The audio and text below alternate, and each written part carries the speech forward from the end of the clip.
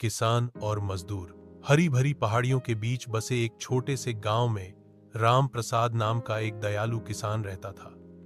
उसके पास जमीन का एक छोटा सा टुकड़ा था जिसे वह बड़ी सावधानी से जोतता था। वह अमीर नहीं था, वह संतुष्ट था और हमेशा दूसरों की मदद करने को तैयार रहता था। एक गर्मी में गांव में भयंकर सूखा पड़ा। फसलें बर्बाद हो गईं, कुएं सूख गए और लोग भोजन और पानी खोजने के लिए संघर्ष कर रहे थे।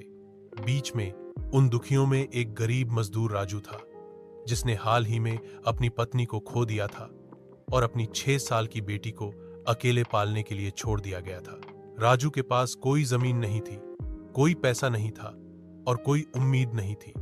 हर सुबह वह जाता था या काम की तलाश में दरवाजे पर, लेकिन सूखे ने ग्रामीणों को बेबस कर दिया था।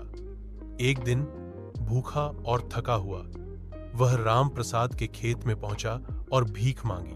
भैया, मुझे कुछ काम दे दो, मैं और मेरी बेटी 2 दिन से भूखे हैं।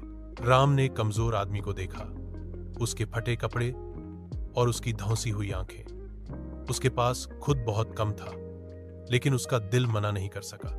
राजू, मेरे पास भी कुछ खास नहीं है। अच्छा है, लेकिन जितना है बांट लेंगे। तुम यहीं काम करो, दिन के आखिर में रोटी मिलेगी। राजू की आंखों में आंसू आ गए। उसने कृतज्ञता में हाथ जोड़े। दिन हफ्तों में बदल गए। राजू ने काम किया, आर्द्र, यहां तक कि जलती गर्मी में भी राम ने उसे भाई की तरह माना। उसकी बेटी मीना आम के पेड़ की छाया में खेलती थी, जबकि दोनों आदमी सूखे खेतों में काम करते थे। एक शाम राजू गंभीर रूप से बीमार पड़ गया। राम उसे पास के शहर के एक अस्पताल में ले गया, उसकी दवाइयों का भुगतान किया और मीना की देखभाल अपने बच्चे की तरह की। लेकिन बीमारी क्रूर थी। राजू अस्पताल के बिस्तर पर लेटा हुआ राम का हाथ कसकर पकड़े हुए था।